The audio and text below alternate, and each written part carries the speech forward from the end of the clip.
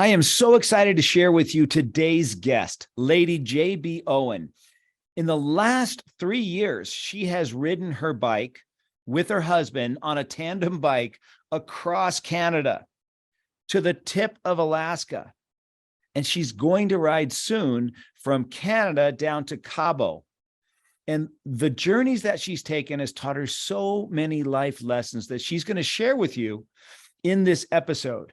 Now, she's written more than 27 books. She's helped over 700 authors write their books. And you're going to learn so much from her today about finding a better way, challenging the status quo, and developing systems and processes that work to get predictable and consistent results. You're going to love her. This is going to be a great episode. Welcome to Beyond Your Why podcast, where we go beyond just talking about your why and actually help you discover and then live your why. You see, we believe that knowing your why, that driving force behind every decision you make and every action you take, is the essential first step to really knowing yourself. It allows you to move forward faster and have a bigger impact. If you're already a fan of the show, then you know that every week we talk about one of the 9 whys, and then we introduce you to somebody with that why so you can see how their why is played out in their life. This show will be more powerful for you if you've already discovered your why. If you still need to do that, head over to whyinstitute.com and discover your why today. It'll only take you about 5 minutes. Now, let's meet today's guest. So this week, we are going to be revisiting one of our previous guests, and her why is better ways. So if this is your why, then you are the ultimate innovator, and you are constantly seeking better ways to do everything. You find yourself wanting to improve virtually anything to make it better. You also desire to share your improvement with the world. You constantly ask yourself questions like, what if we did this differently? What if we did this another way? How can we make this better? You contribute to the world with better processes and systems while operating under the motto, I'm often pleased but never satisfied. You are excellent at associating, which means that you are adept at taking ideas or systems from one industry or discipline and applying them to another, always with the ultimate goal of improving something. So today I have a great example of that. Her name is J.B. Owen, and she is a fearless female leader and a believer in the power of empowerment. JB's true focus is on helping others, which is why she started Ignite Publishing, the leader in empowerment publishing, in 2018. She's a world-class speaker, 17-time best-selling author, and powerful business owner who is committed to raising the vibration of the planet and igniting 1 billion lives through Ignite. She is motivated by the opportunity to assist individuals in breaking through their limiting beliefs to experience their own Ignite moment, which changes their perspective and positively alters the course of their life. She has published over 700 authors, turning them into international bestsellers in over 13 countries, with Ignite Publishing books reaching #1 in 197 categories. Her gift is to ignite people to share their story and build their brand. She also owns Ignite Moments Media, JBO Global, and Lotus Liners. She combines purpose, passion, and possibilities in everything she does, exemplifying a new paradigm of what's possible. JB motivates and inspires her clients to impact others and ignite humanity. JB, welcome to the podcast.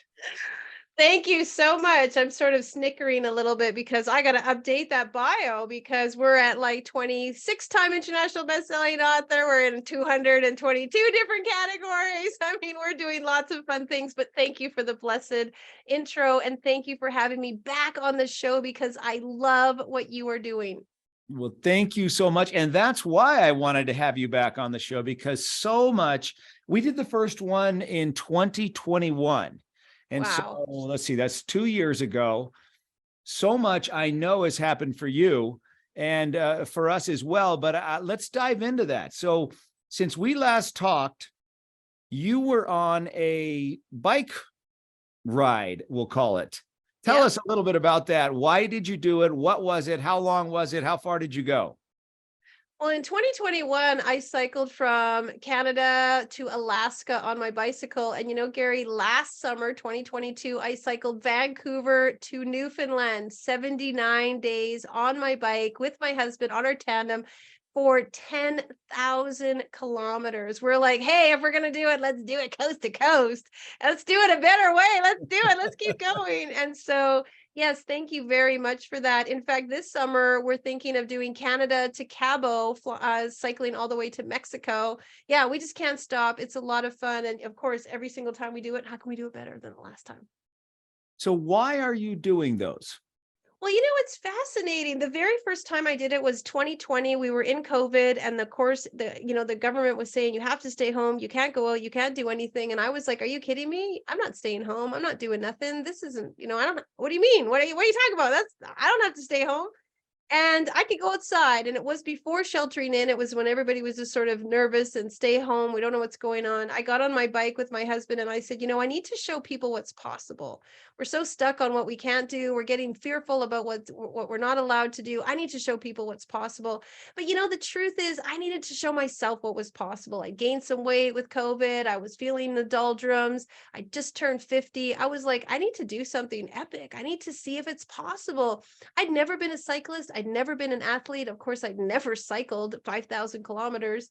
And so I just wanted to see if I could do it. And I wanted to show people I could. And that's how it all got started. Now we've been doing it 4 years in a row and, 10,000 kilometers last year. Gosh.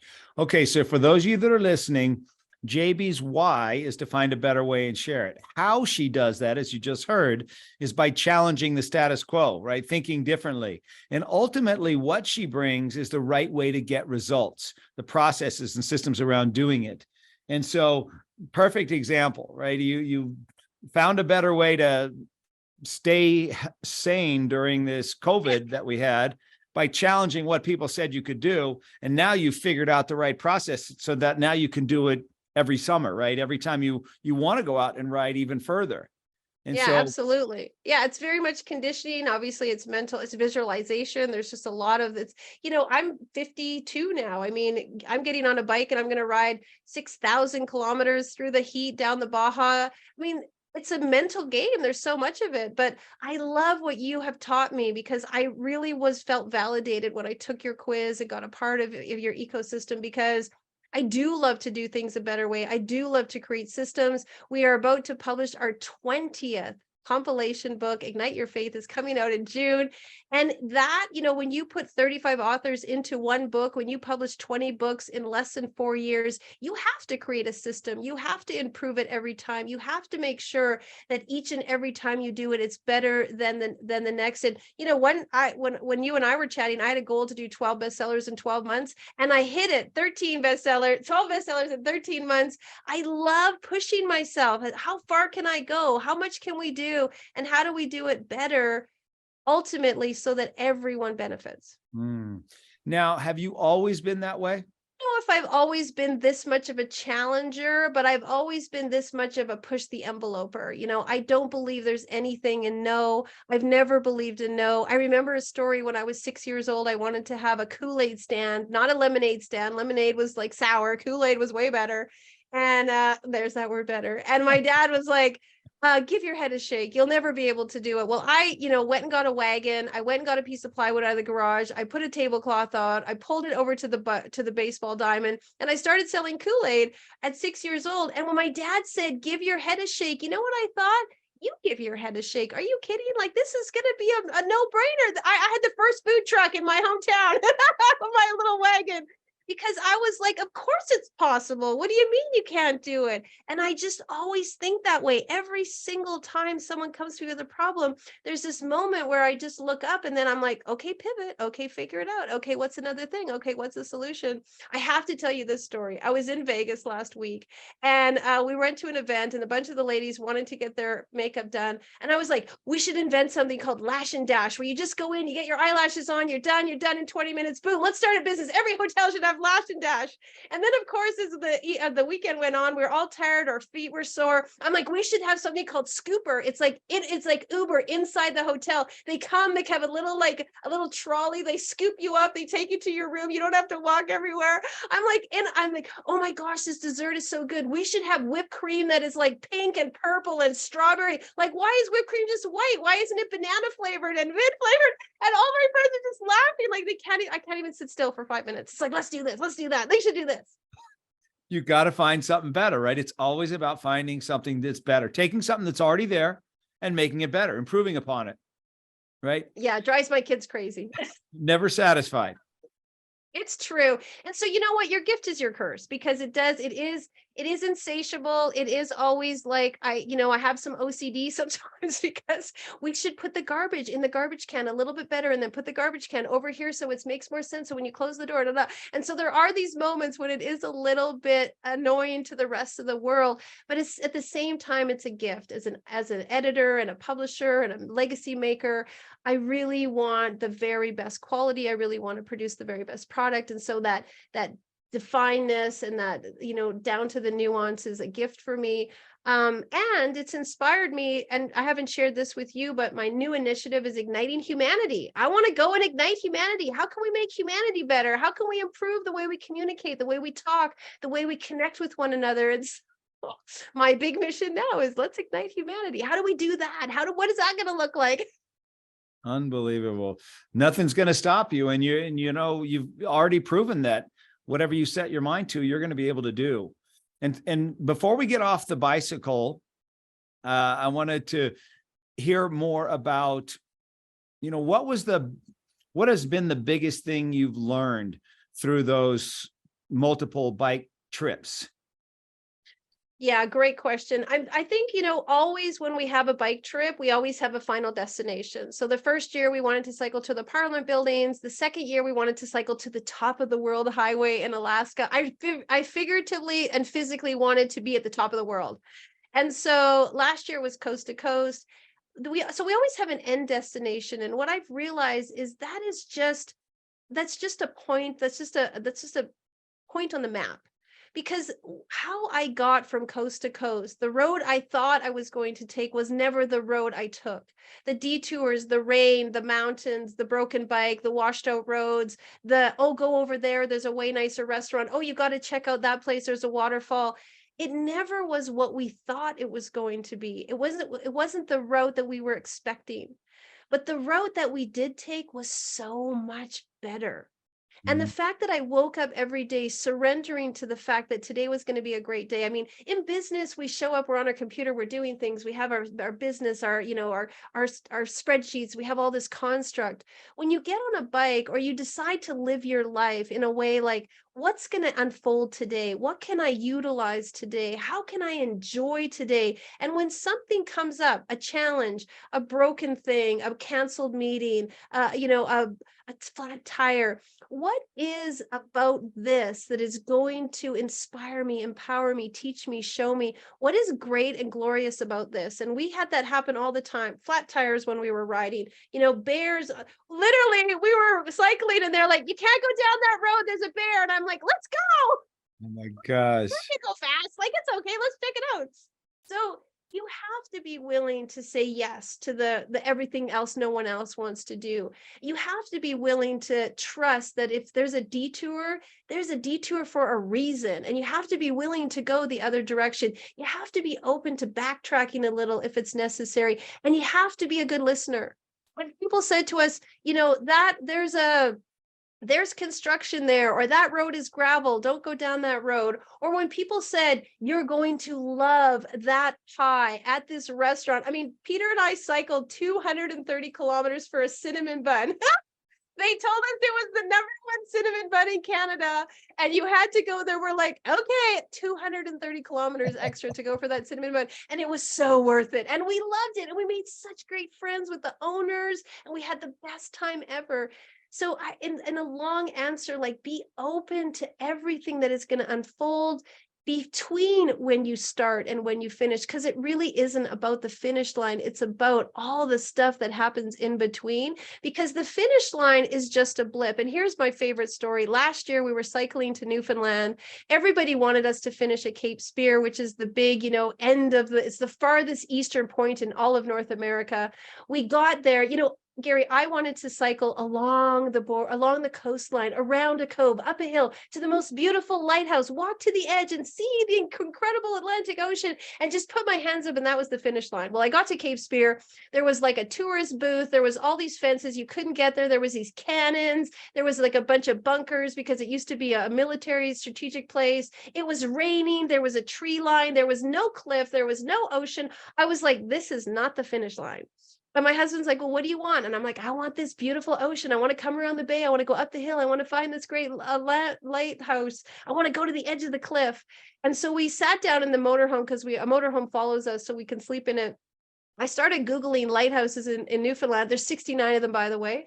And I found the perfect one, blue and what are red and white stripes at the top of the hill. And it was in a town called Heart's Content. And I'm like, we're going to Heart's Content. And so we had finished, but I was like, no, we're not finished. Let's keep going. And we cycled another 200 kilometers to a town called Heart's Content. We came over the hill and down through the bay, around the ocean, up a hill to this beautiful, perfect, gorgeous, wonderful lighthouse. We got off our bike. We walked right to the edge, and there was the ocean, the cliff, the birds, everything. Put my hands up, and I started crying because I was so content. Every single thing about that moment was perfect and beautiful.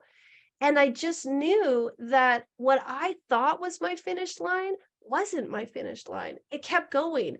And I was more content in Heart's Content than I've ever been. It was a beautiful place to be. But it proved that what we think is the finish line, we get to define the finish line, not what other people say. And really, the finish line is the moment we feel it. We feel it. It's in us. It's in every cell of our body. It's not just somebody said, well, that's the finish line. I'm sorry, I had to go on. No, that was really good. A lot of life lessons in your journey there. I mean, it just fascinating how it parallels what we all go through in our lives, right? What we thought we were going to be doing isn't what we ended up doing. And why did, it's that saying that quote from Steve Jobs, you can't connect the dots looking forward. You can only connect the dots looking back. Correct. So true. So true. It's a really beautiful experience. And I encourage everybody to sometimes, one of the great analogies about riding tandem is sometimes you just got to let go of the handlebars. I mean, I ride on the back, my husband's the captain, but sometimes you just got to let go of the handlebars. You got to let go of hanging on so tight to that grip, and it's got to be a certain way. You really do learn a lot about life. Even though I'm a better weigher, there are times when I'm so grateful to just let go of the grip, let go of the handlebars, and just trust what's unfolding, because there's so much to learn from it. I rode a tandem once with my wife and swore I would never do that again because I did all the work. And I said we were in California going up the boardwalk, the beach and the boardwalk there, and I did all the work and she just hung out on the back. And I thought, this doesn't seem like a very good deal to me. I'm stuck. I had the wrong kind of tandem. You had the casual tandem. We have to strap in our feet and we have to both pedal. And in fact, the person on the back is called the stoker, which is me. And the stoker has to work a lot because they're stoking, they're pushing, they're getting you up the hill. They're giving you that power and the force. And the captain has to do a lot. I mean, he's shifting gears, he's steering, he's taking care of everything. He's maintaining, the brakes and all of that. It really is a team effort. And that's what makes it so beautiful. It's a beautiful, intimate experience to ride tandem. So give it another chance, give it another try. We've got e-bikes, which is the other end of the spectrum from what you guys did. Right. That's way more fun for us, at least at this stage. It's because we can go a lot farther on the e-bikes. But so you've done 3 of these so far, and you're about to do it. When are you going to leave for your next one? Yeah, we always leave July 1st, and then we spend 2 months on the road. We always raise money for charity.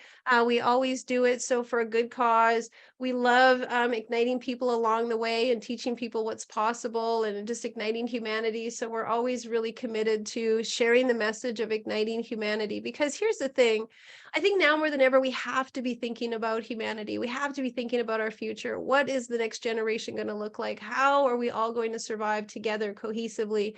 And I really believe that it's through storytelling. I mean, I've thought about policies and politics and bureaucracy and rules and all of these things. And the truth is, when we tell our story, when I just shared with you a little bit about my journey to heart's content, something was going on in your body, your brain, your endorphins, your all of these, your adrenaline. There was this wonderful cosmic thing that was happening in your brain where you were connecting with me, you were feeling me, you were layering in your own experience into mine, and there was this deep connection that was creating. And I feel like this is my better way to ignite humanity, is we all need to tell our story. We all have a story, every single one of us, man on the street to the man in the Taj Mahal. We all have got a story. Everyone's story is incredible. Everyone's story is equal. It doesn't matter skin color, gender, where you're at, how much money you make. And so in that storytelling, you really connect with a person.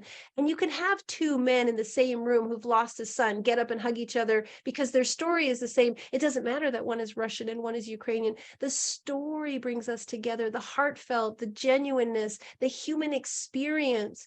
And so I'm so committed to the fact that we don't need more policies and rules and on order and law. We need people to share who they really are, understand who they really are. I love that my whole team took your test and your quiz, and we use it all the time because everyone is different, but understanding them, understanding their nuances is such a precious, precious thing. And to me, that's going to ignite humanity. So tell everybody that maybe didn't hear the last podcast about your book series and about your book company, because they do all the titles start with Ignite. They do, yeah. I believe that we all have ignite moments. We have that moment that changed us, that woke us up, that slapped us upside the head, that told us it was time, that we were never going to do that again. We were going to do that from now on. I could ask any single person I meet, what was your ignite moment? And they all remember. They even say, I remember the day. I remember exactly where I was. And it's that moment that something happened in your life that transformed you. It was the beginning. It was the precipice of a new iteration of you. And again, what you said about Steve Jobs, you have to see it in hindsight to realize that was it. Because many times when you're deep in your ignite moment, it's painful or it's difficult and you can't see outside of it. But after time, you're able to look back on your ignite moment and realize, you know what, that was a blessing. That was a great thing. There's some silver lining in that. I really learned a lot. And so we tell those stories because that's the hero story. There's so much garbage going on in the world. We want to hear human beings succeeding. We want to hear people overcoming. We want to read stories of triumph and success and admiration and connection and fortitude. And so I had my own hard, tough ignite moments, difficult times. And I realized when I shared those stories, I was able to connect with people more. People cared about me more when I was truthful and authentic than when I was just trying to tough it out. And so now we're almost up to 900 authors telling ignite moments, sharing their ignite stories. We have a movie coming out about ignite moments. We do a TV show about ignite moments. It really is. And I love it. I love it when I'll meet somebody and 5 minutes later, they'll be like, I had an ignite moment. I did my ignite moment. You know, I'll meet some of the biggest celebrities and some of the amazing people on the planet, and they all have an ignite moment. What was your biggest Ignite moment of your life so far? Well, of course, I have a couple of them. And since I've written in 20 of our books, I have different ones. Ignite Parenting, obviously, I have a parenting one, an entrepreneur, I have one in business. I'm just doing one right now in faith. Our faith book is coming out. I recently just lost a team member to a tragic fire. So, of course, the universe is reflecting exactly the book that I'm doing. But I will say, in all honesty, one of my deepest ignite moments was I had been traveling a lot, working a lot. My kids were being raised by the nanny. I was in China doing work about 5 times a year, 20 days at a time. I came home about 8 days before Christmas. I walked into the door. No one was there to greet me. My husband and I were not getting along. And I heard my daughter and my son laughing with the nanny in the kitchen. And I got really jealous, and I decided to sneak upstairs and into the guest room because I'd been sleeping in the guest room and not with my husband for almost 2 years, convincing myself that mommy was tired after 13 hours of flying and she would just see the kids in the morning. It's a tragic story that my 3 and 5 year old had spent 21 days with a nanny and not me. And I came home and I just didn't have the heart to see them because I just felt so disconnected.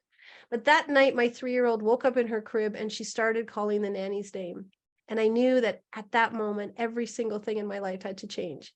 If my own 3 year old didn't even call her mom in a moment of fear and worry in the middle of the night in the dark, whatever I was doing was the wrong thing. And I woke up that morning realizing not one thing had to change in my life, but everything had to change in my life. And I was going to commit my life to earning back my daughter's faith and trust in me, and that no matter what, that she would come to me. And I had to do it with my 5 year old son too. But every single thing in my life had to change: my health, my wealth, my knowingness, my belief, my business, my company, the way I ate, the way I talked, my marriage. Every single thing in that ignite moment told me I had to do it differently. And I'd say that's one of the biggest, that's one of the biggies, because after that, you know, 4 days after Christmas, my husband's suitcases were packed at the door. I closed my business down. 60 days later, I moved out of my house. I left my town. I left where I lived for 21 years. I changed everything about me because for my kids and for my health and my well-being. And it was the best thing, hardest thing, most painful thing. I ended up going bankrupt, but I had to do it because everything in my life was failing and I just was like oblivious to it. I was just in the fog. So that ignite moment woke me up. When you talk about overcoming fear, because I can't imagine you didn't have a lot of fear in that decision. Terrified. How were you able to overcome that? Well, the truth is, interestingly enough, after that relationship, I jumped into another relationship quite quickly with a high school sweetheart that found me on Facebook. A very tragic yet cliche story. He ended up becoming quite abusive, and I ended up leaving him within 15 months. I took my kids out of school and I went on the road. I really went on the road. I went and did charity work for a year. I just let go of everything. I gave up everything. I walked away from everything. And my kids and I started doing charity work. We built toilets in Mexico. We helped the turtles in Costa Rica. We pulled clothes out of the ocean in Greece for the Syrian refugees. We taught kids in Dominican Republic how to speak English. I just started over. But the powerful part of that was I had to be my own hero. I had to put on my own hero's cape. I had to save myself. I had to get the strength to figure it out on my own. I had to learn the languages, do the currency, get on the bus, get on the train, get on the plane, dig the dirt, crawl with my hands and knees, help somebody else, be of service, to just really get out of my own problems and realize, like, wow, there were people that have way bigger problems than me. Kids that are amputated or don't have parents, people who have fled their country on rafts and have like lost family members in oceans, because they're running from a war. And so just letting go of everything about myself taught me who I was. And becoming my own hero and not relying on my husband or my business or my last name or my Mercedes or any of that taught me who I was and what I was going to be about. And that brought back my courage, and that gave me the strength. Wow. I'm sure your path has not been even close to what you expected when you were, say, 20 years old. No, not at all. I mean, we all had that beautiful, pie in the sky, beautiful idea and dream about what we're going to do and how we're going to do it. And I had a very successful 20s and 30s, really living high and doing really well. But I sometimes say this: if you're not willing to get down on your knees and praise God, he will take you to your knees in a situation where you will be asking for him, because we have to be humble. We have to realize we have to become students and stewards of our life. We have to be willing to accept. We have to become open. And sadly, a lot of times, especially in North America, we become very self-centric and very egocentric, and really learning how do I help others? Why am I here? How can I be of service? How can I take all my gifts and my lessons and help somebody else? And so beautifully enough, ignite moments come into our life to awaken us to that, to make us wake up. And everything that happens for a perfect and divine reason. And now I'm grateful for all of those moments, as tough as they were. I'm thankful for all of the struggles because it has made me more tenacious. And blessingly, I get to be here and just share one little sliver with the idea that one person will hear something, that 1%, just 1%, they may move the needle in their life and do something differently. And that grows into this huge trajectory of their greatness. Wow. JB, what was the decision, or what happened for you to decide I've got to write a book, or I've got to help others write a book? Was your first book mostly about you? Tell us about your first book. Yeah, so when I was in my teens, I didn't get along with my parents. When I finished college, I moved to the Dominican Republic. I wanted to get as far away from my parents as I could. So this is like back in 1999, like way before cell phones, way before internet, way before anything. And I was living in the Dominican Republic. And it was interesting because I did grow up with a little bit of a silver spoon in my mouth. I had a lot of privileges as a kid. I had everything, but I didn't feel I had the loving connections of a normal family. We had lots of stuff, but there wasn't the love that I wanted. I went to the Dominican Republic and I lived in a shack, in a hut, in a village with dirt floors and tin roofs. These people had nothing, but to me, they had everything. They talked, they connected, they ate together, they laughed together, they cooked over the fire together. I'd watch a 40-year-old man walk to the grocery store with his mom holding her hand. I was enamored with how connected they were, how close they were, and the things meant nothing. And suddenly I realized, like, wow, I had everything, but I had nothing. These people have nothing and they have everything. And so in my journey, I started writing my mom letters, handwritten letters, to connect with her. And when tourists would come to the Dominican, I would have them take them back to Canada and put them in the mail. I wrote my mom over 200 letters, sometimes 8, 10, 12 pages at a time. The interesting thing is my mom never wrote me back. But when I returned home after 3 years, I couldn't wait to see my mom.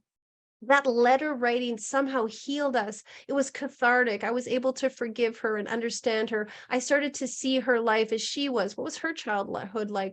How did she grow up? What did she learn? What didn't she learn? What was she was just doing the best job she could in parenting me. When I came home, I had a beautiful relationship with her, and I wrote a book about it, how adult daughters and mothers can heal their relationship.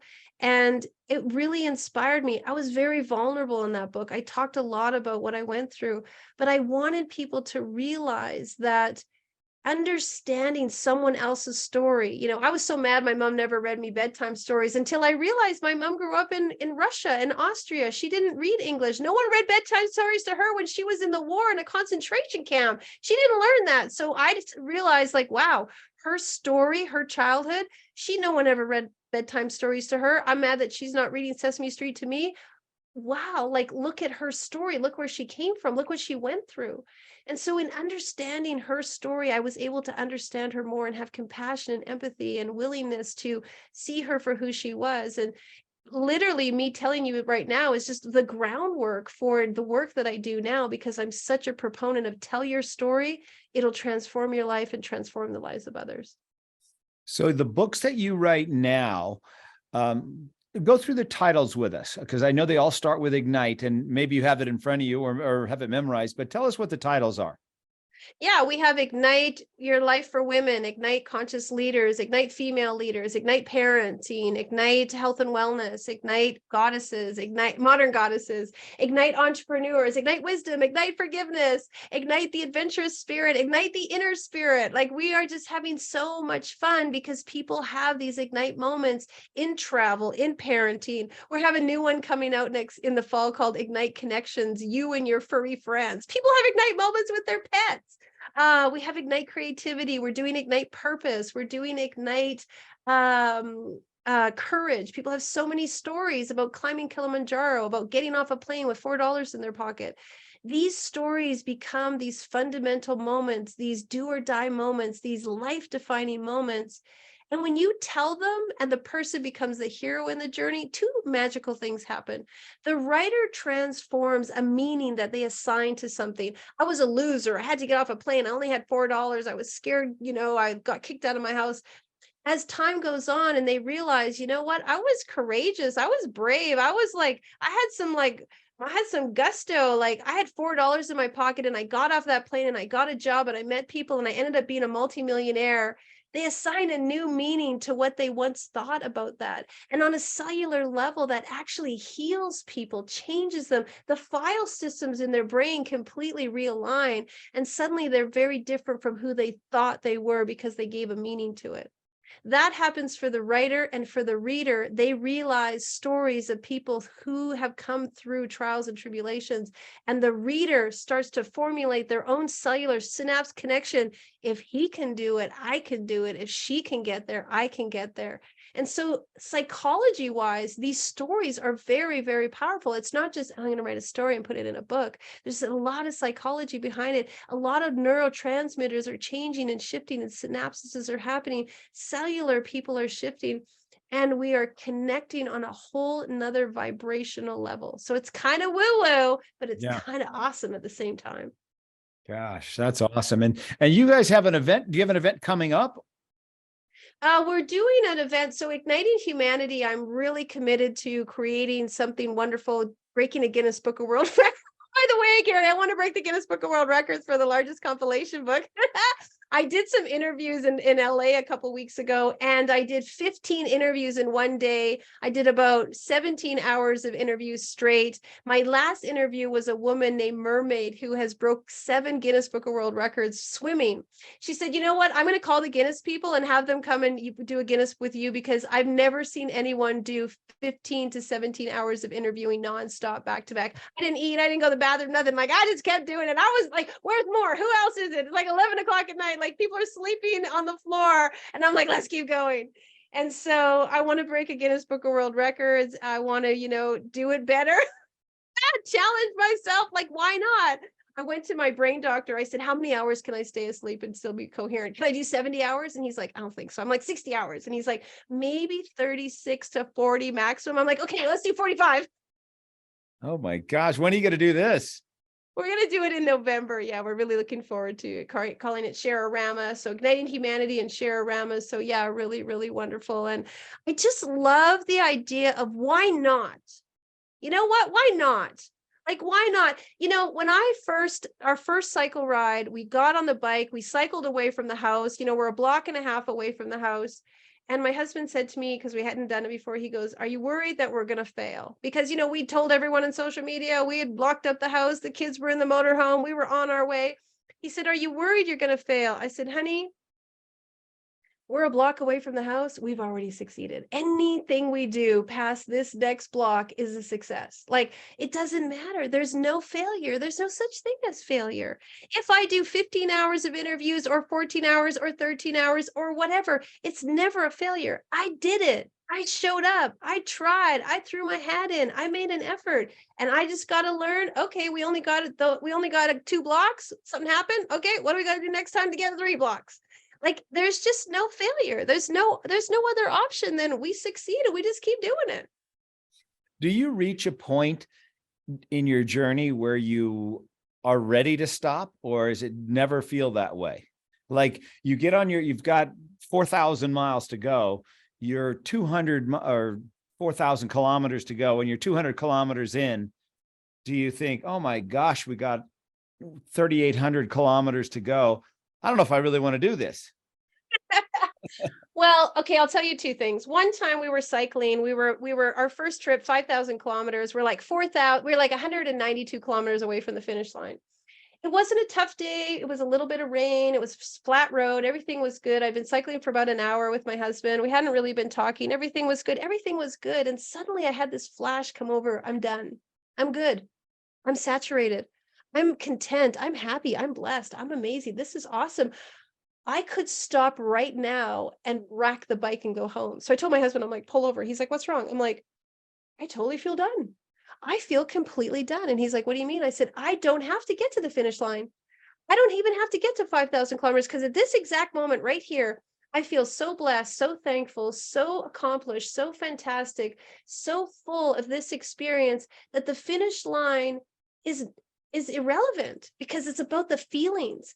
Every single feeling I was wanting at the finish line came before the finish line, which was so profound to me, because how many times do we see people who win Oscars or, win Olympic gold medals, and then they commit suicide a week later, or something is devastating for them, or they're never happy? It's because it's not about the finish line, it's about the feelings. And you always want to aim for the feelings. You always want to go after the feelings. You want the cauldron of feelings to just stir into you. That's what you want. It's not the finish line. And so that is a one time where I felt like, you know what? I'm good. I'm great. We could go home. Of course I didn't. I kept going, but I stopped and I felt all of that. I was like, you know what? I don't have to finish. Everything from this moment on is just gravy because I feel so content. I feel so happy. So that is one time that did happen. Let me ask you something about that. Because what came up for me when you said that was, hey, I thought this was a team. What if your husband doesn't feel that way? You feel that way, but so what? What about how he feels? Yeah, great question. I mean, he's such a brilliant, amazing man. And, he also said to him, it was not about the finish line. He said to me the very first year we cycled, he said, the most important thing is that I get you there. I get you there. That's my goal. I get you there. I do whatever I have to. I take care of the bike. I tune the bike. I do the maps. I do the compass. I do all of that. I get you there. And so he never made it about the finish line. He never made it about the 5,000. I did. I made it about the number. I made it about the finish line. I made it about getting to apartment buildings. He made it about being my wingman. He made it being about everything that he could do in his power to make sure that I got to wherever it is I wanted to get to. And if I was ready to quit, he's like, this is where you want to quit? And I was like, well, no, but I just want to tell you, I feel this way. I would, but I mean, I'm fleeting in it for a moment. I'm just feeling it, but of course I'm never going to quit. But the truth is, he had a different agenda because his why is not better way. And I think you might know what Peter's is. I don't remember what it is, but it certainly was not his was contribute, making sure that he was the best he could be for me and for the project. Yeah. His is to contribute to a greater cause, add value, and have an impact in the lives of others. And so for him, whatever you wanted, what made sense. If that's what you want to do, honey, that's what we do. Yeah. And he's tried and true to that to this moment. I mean, it's just so beautiful. And I think better way people need those people, because I can't do what I do without him. I soar so high, but guess what, people? He's the wind beneath my wings. I mean, it's such a blessing to have a person like that. And we love that we know that about each other. We love that that's okay, because I'm not always pushing him. I'm not always like, why aren't you like me? Why aren't you doing it my way? He does it totally different. And thank God, because we need each other. That's what makes us such a good team. Is it hard for you to not push him to be like you? I have to say no, because I so push myself. I just want to push myself. Like I wake up every day and how can I do it? We were on the bike one time in the mountains and it was sleet, fog, rain. It was the worst conditions ever. I mean, it was dangerous. We couldn't even see 10 feet in front of us. And we were on this windy road that had little tiny, like 2-foot guardrails. The semis were going by us, hitting us with rain at 20-pound range, like literally making us like jerk over on the side of the road. The fog was so bad. Our follow vehicle came back to get us because they were so worried about us. They pulled over on the side of the road. They're like, get in. I'm like, get in. And so they had to continue on because they were blocking traffic. And I'm cycling and snot is pouring off my nose. Water's dripping off my forehead. Water's dripping off my chin. Water's running down. My hands are like on the steering wheel. I'm not giving up. And my husband's like, what is wrong with you? This is so dangerous. This is like so bad. This is so scary. This is so unnecessary. Who are you trying to prove something to? And I'm like, I'm just trying to prove it to myself. Trying to prove it to anyone. I'm just trying to prove it to myself. I'm just trying to tell myself I can do it. I'm just trying to tell myself that it's possible. But in that very moment, I started to cry. And I thought, you know what? Who am I trying to prove it to? And how long do I have to prove it? How long do I have to keep proving it to myself? And I was fascinated in that moment. I thought to myself, you know what, JB, you've been proving it long enough. Don't do it to prove it. Do it to enjoy it. Do it to love it. Do it to have fun with it. do it to catapult you to the next thing. And of course, we cycled over that mountain pass and down the hill. And the first town we came to was called Marathon, Marathon, Ontario. I said, you know what, God, I've done my marathon. From this moment on, I promise that everything I do will be for joy and fun and the goodness of others. I don't need to prove anything anymore. How do you think you would be different today if you hadn't done those bike journeys or bike trips? Well, they've given me a lot of strength and a lot of self-confidence. They've taught me, what's important to me. I love getting on the bike. I love disappearing. I love being dialed out. I love not having the phone and the computer and the people. I love not having to have the show and the perfect voice and being on stage. I love not having to perform. I just love pushing my body. I love being connected to nature. And so that has taught me a great gift. I love being in the flow. I love letting go. I think for better way people, because we're constantly on, we're pushing and poking that needle all the time, that we need to have that ability to just surrender and to allow and to let go and to know that it's all okay. I think that, I've been so blessed. If you really looked over my life, you would just be shocked. I worked in the film business for 15 years with Arnold Schwarzenegger and Dwayne Johnson and all the A-list celebrities. I worked on a cruise ship. I have been around the world. I have done multiple things. I've been published. I've been on stage. I worked with some of the best people in the business.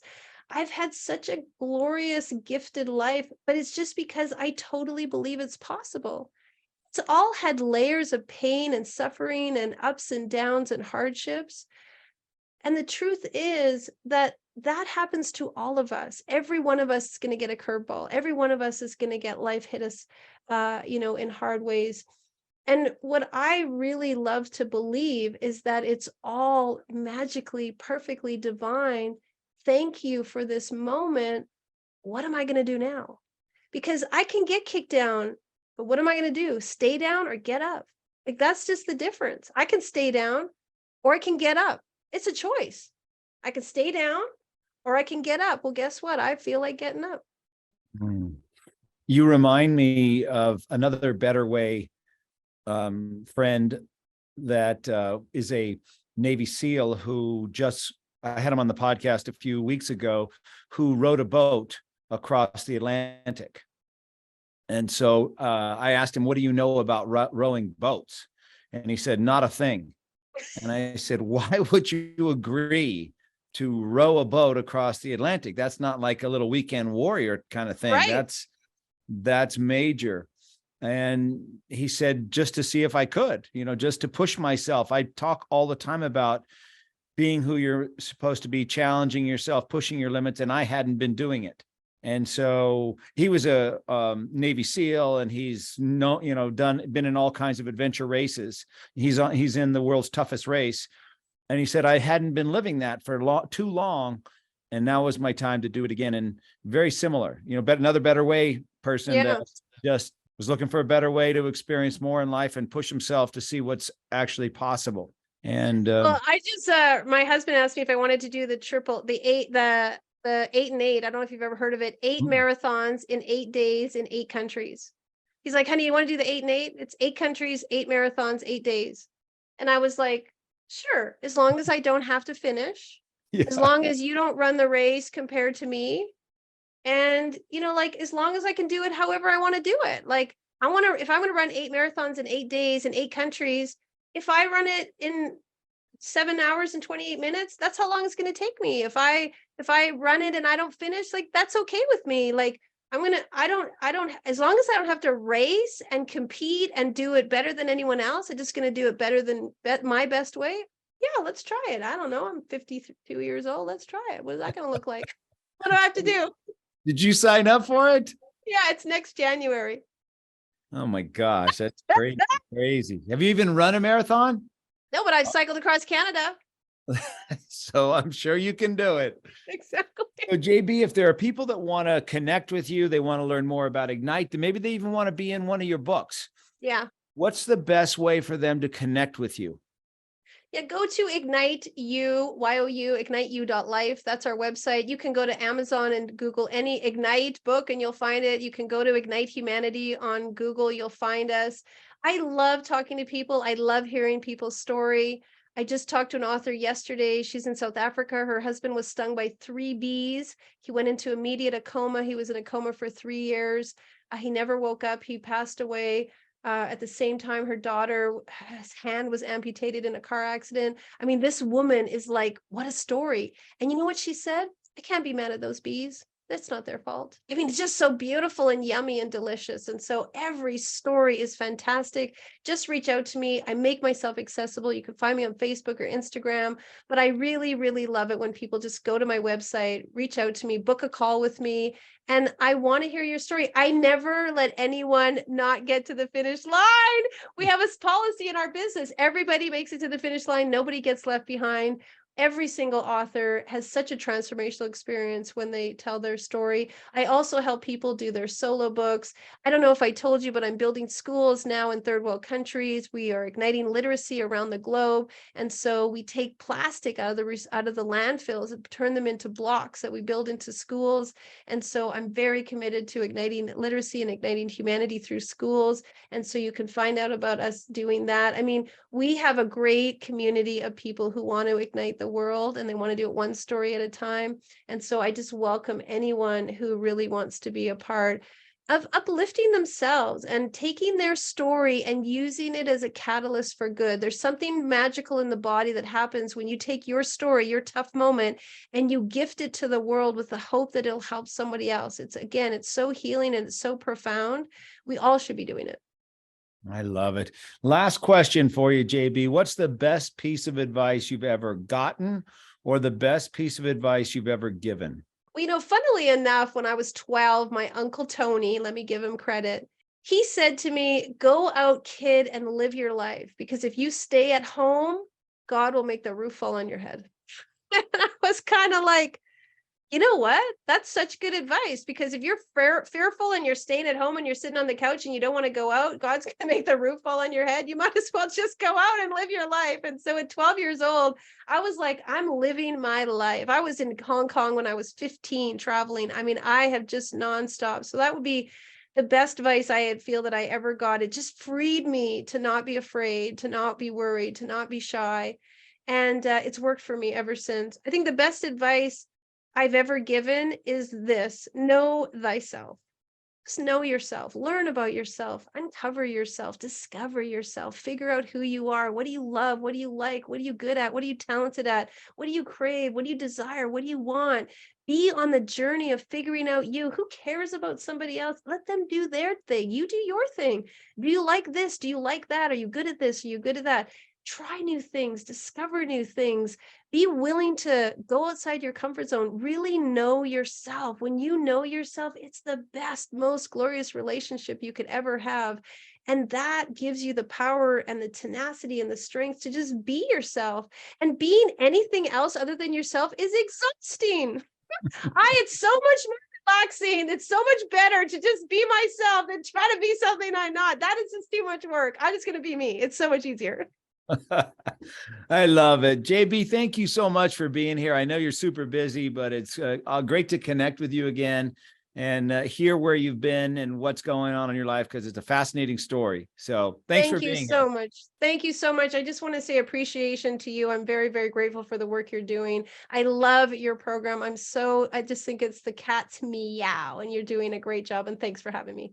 Thank you. Thank you so much for listening. If you have not yet discovered your why, please go to whyinstitute.com. You can use the code podcast50 and discover your why or your YOS at half price. If you love the Beyond Your Why podcast, please don't forget to subscribe below and leave us a review and rating on whatever platform you are using to listen to this. Thank you so much for being here, and I will see you next week. I really hope you enjoyed today's episode, and that through today's guest, you heard how important it is to know your why and how impactful it can be in your life and the lives of those around you. Be sure to head over to whyinstitute.com and discover your why today. Remember, the more you know about yourself, the more you'll know about others. I'm Dr. Gary Sanchez, and I'll see you on the next episode.